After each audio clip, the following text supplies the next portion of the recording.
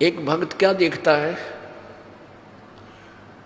वो देख रहा है कि हमारे पड़ोस में यानी दूसरा घर नाम नहीं ले रखा उस परिवार ने, और उनके सारे सुख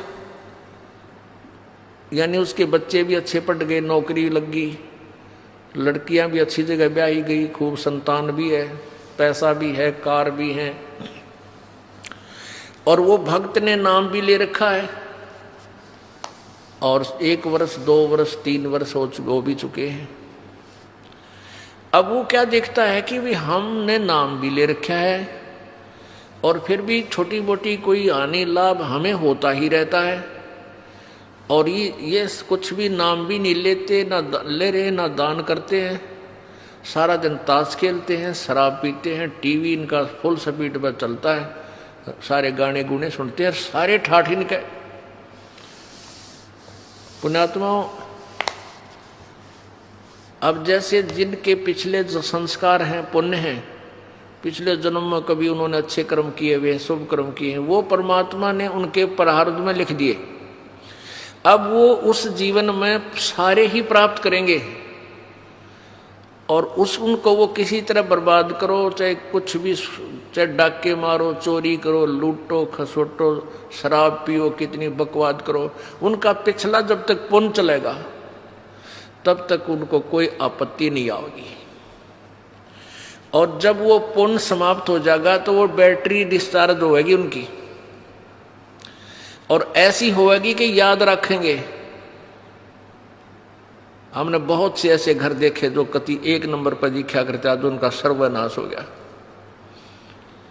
कारण यही था कि उन्होंने आगे उस पिछले पुण्य चल रहे थे।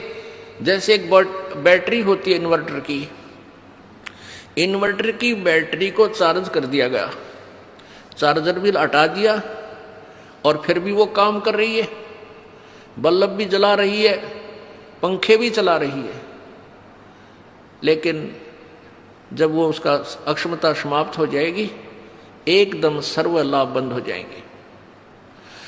अब वो भक्त जो ये देख रहा है कि मैं भक्ति भी कर रहा हूं और फिर भी मेरे ऊपर कुछ ना कुछ ठूठा होती रहती है, तो पुण्यात्माओं, उस जो पड़ोसी को तू देख रहा था उसके पिछले पुण्य हैं और तेरे पिछले पुण्य नहीं है, और तेरे ऊपर वरदान समझो कि तेरे ऊपर आपत्ति आई और आपने परमात्मा की चाह बनी। और दुर्भाग्य उन आज झूठे सुख में सुखी उन प्राणियों का जो पिछले पुण्य से वो सुखी महसूस होते हैं, वो भगवान की चाह नहीं कर रहे, उनका दुर्भाग्य है। आपके लिए आपके लिए जो है वरदान बन गया आपका दुख, कि उस दुख के कारण आपने परमात्मा की खोज करनी शुरू की और आपको रास्ता मिल गया। अब आपने चार्जर लगा दिया, आपकी पिछले जन्म की बैटरी चार्ज नहीं थी, वो पुण्य नहीं थे, अब आपने नाम रूपी चार्जर गुरुजी से उपदेश लेकर ये दोबारा कनेक्शन जोड़ दिया, वो चार्जर लग गया, आपकी बैटरी चार्ज होनी प्रारंभ होगी और उनकी डिस्चार्ज हो रही है। फिर देखना कुछ समय के बाद देखना दोनों का डिफरेंस क्या होगा। वो तो सर्वनाश को प्राप्त होंगे, तेरे घर में न्यारी बरकत होंगी, दुनिया देखा करेगी। ओहो, इतना सुख, ऐसी सुविधाएं। एक भक्त सत्संग में जा रहा था, परमेश्वर कबीर जी रह कराते रहते हैं रूपांतर करके समय समय पर, और भक्ति की स्थिति को बनाए रखते हैं। और काल ये चाहता है कि भक्त नास्तिक, सभी मानो नास्तिक हो जाएं, इनको ऐसा उल्टा ज्ञान दिवा दूं, ये साधना करें, इनसे कुछ लाभ मिले नहीं, और ये भूल जाए भगवान को। क्योंकि जो आस्तिक हैं वो भगवान की चाह में कहीं ना कहीं भटकते रहते हैं, और उनको भटकने वालों को परमात्मा किसी ना किसी तरीके से अपनी शरण में ग्रहण कर ही लेता है। इसलिए परमात्मा रह कराते हैं कबीर जी, और कहीं गुप्त रूप से कोई साधु संत का रूप धारण करके किसी नगरी में 10-5 वर्ष रह गए, किसी में 2 वर्ष रह गए, तो उनको बहुत सा लाभ दे जाते हैं और भगवान की स्थिति को पुनः स्थापित कर जाते हैं।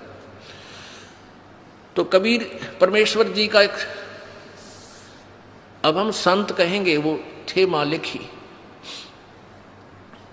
क्योंकि प्रारब्ध में परिवर्तन कबीर जी के अतिरिक्त कोई कर ही नहीं सकता, या उसका कोई कृपा पात्र संत वो परमात्मा ही भेजता है। तो ऐसे एक परमेश्वर कबीर जी के सत्संग में एक भगत जाया करता था। उसकी पत्नी ने उपदेश नहीं ले रखा था, वह विरोध करती थी, वो अन्य पूजाएं ही किया करती थी। उसकी पत्नी ने बताया था, उसकी पत्नी इन ज्योतिष वालों पर बड़ा विश्वास रखती थी। वो अपने पति की जन्म पत्री को लेकर एक ज्योतिषी के पास गई, भविष्यवक्ता के पास। उसने उसकी जन्म पत्री देखकर बताया कि तेरे पति की आयु इतने वर्ष है। उसने बहुत जंतर मंत्र भी करवाए कि मेरे पति की आयु बढ़ जाए, ये हो जाए। अब क्या था, अब वो चिंतित होगी कि भी मेरे पति की आयु इतनी है, और वो अपने पति को कहती कि तू ऐसे कर, वहां मेरे उसके पास चल, आप पर आपत्ति आने वाली है। वो कहने लगा मैं नहीं जा सकता कहीं भी, मुझे ज्ञान ऐसा प्राप्त हो गया, मेरे गुरुदेव के अतिरिक्त मेरी आपत्ति को आओ भी गी तो टालनिया नहीं। उसने ये ना बताई कि तेरी मृत्यु होगी, कदे चिंतित हो जावे, और आप दुखी रहा करती थी। अब उस ज्योतिष जिसने ये बताया था, उसने सारे जंतर मंत्र कर लिए, लेकिन कोई परिवर्तन उससे नहीं हुआ। उसने कहा कि बहन अब मेरे बस से बाहर की बात है, तेरे पति की रक्षा करना। वो एक पुण्य आत्मा था। देखो ये जो जन्म पत्रियां हैं, हस्तरेखाएं हैं, ये प्रभु द्वारा लिखे गए कोड वर्डों में हमारे भविष्य है, हमारा प्रारब्ध है। इसको जानने वाला बता तो देगा कि तेरे घर में ऐसा होगा, तेरे इस दिन वर्ष के बाद तेरी मृत्यु होगी, पक्की होगी, और हो जाती है। और कबीर परमेश्वर की कृपा से इस दास की शरण में आने के बाद आपको कोई ये कह दे तुम्हारी इस दिन मृत्यु होगी, और यहाँ का नाम ले लेना फिर नहीं होगी, वो एक्सटेंड होगी। ये वो परमात्मा जो आपकी आयु बढ़ा देता है। तो वो भक्त सत्संग में जा रहा था। जब वो सत्संग में जा रहा था तो रास्ते में उसी गांव का, नगर का एक व्यक्ति मिल गया। वो शराबी कबाबी आदमी, और वो सिनेमा देखने जा रहा था दूसरे उसी शहर में जिसमें वो सत्संग के लिए जा रहा था। पहले पैदल जाया करते थे, साधन नहीं थे, तो दोनों मिल गए, वहां हम सफर हो गए।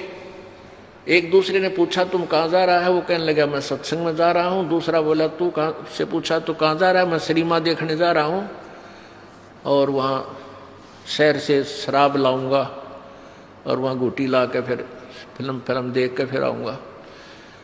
तो उस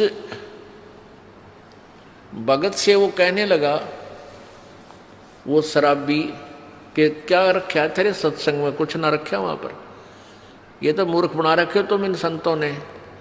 आजा, खान पीन की उम्र है, आ चल मेरे साथ, सिनेमा देखेंगे, फिल्म देखेंगे, घूटी लावांगे, होटल में रोटी खावांगे। भक्त ने बोला बस भाई हम तो सत्संग में जाएंगे। काफ़ी बात चलती रही, कहता रहा कुछ ना दे रहा भाई, देख हमारे ठाठ देख ले, और कुछ ये सब बकवादे हैं, ये उम्र कौन सी भक्ति करने की है, तो जवान पड़ा है, बुढ़ापे में देख लिए। पर वो नहीं माना भक्त। तो उधर चलते चलते वो रास्ते में उन्होंने पेशाब करने की इच्छा होगी दोनों को। एक राइट साइड में रास्ते से पेशाब करने चलेगा, एक लेफ्ट साइड में। जो शराबी कबाबी था वो पेशाब करने गया, तो वहाँ क्या देखा, उसने देखा कि वर्षा हो चुकी थी। वर्षा के बाद कुछ मिट्टी हटके एक मटका था, घड़ा छोटा सा, और उसमें देखा झांक के हाथ हटा हटू के मिट्टी, तो उसमें सोने की ईंटें मिली। छोटी छोटी ईंटें होती थी, 100-100 ग्राम की सोने की ईंटें, पहले छोटी ईंटें होती थी, वो 4-5 मिल गई उसने। यानी 4-5 का मतलब आधा किलो सोना, किलो आधा किलो सोना।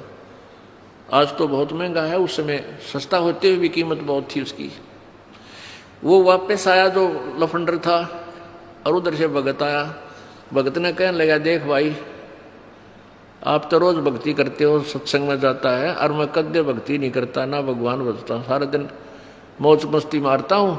देख मेरे को ये 4-5 सोने की ईंटें मिली, आजा दिखाऊंगा कहाँ मिली। वो देखा वहाँ पर, वो मटका की इसमें मिली।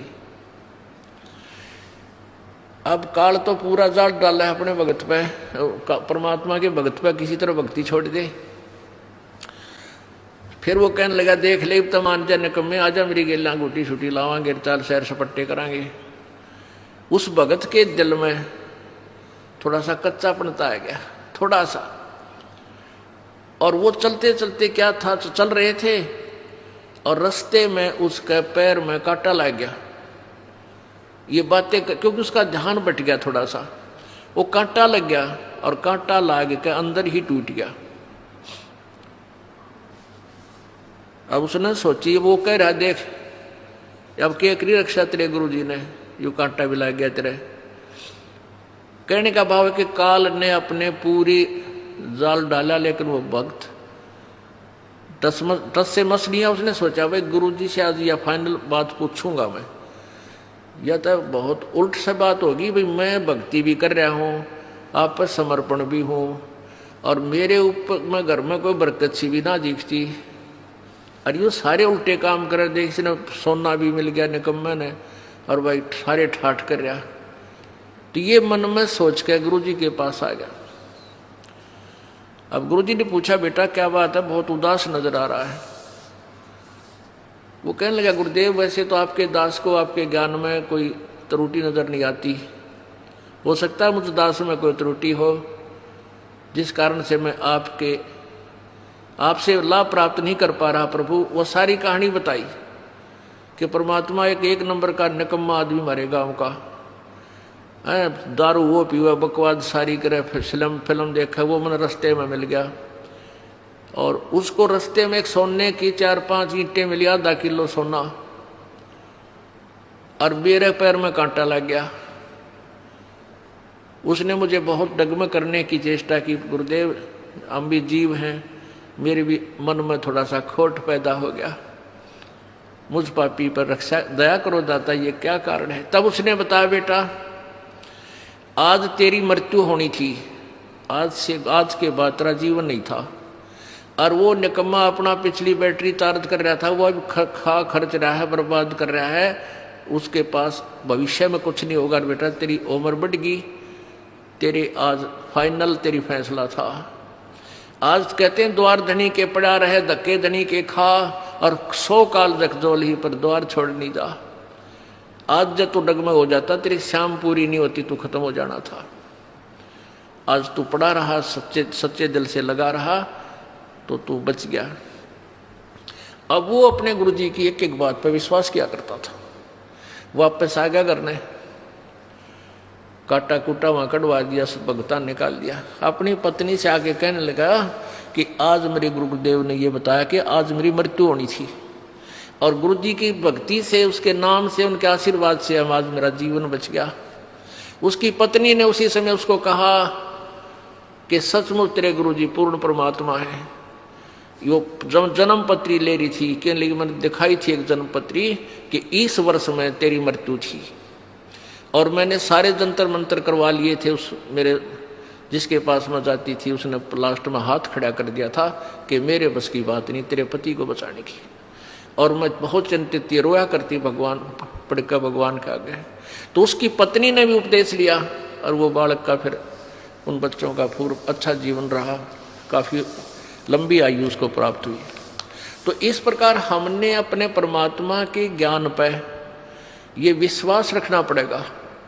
इसमें थोड़ा धीरज धैर्य की आवश्यकता है, जल्दी नहीं मचावे। तो अब हमने सबसे पहले ये देखना है कि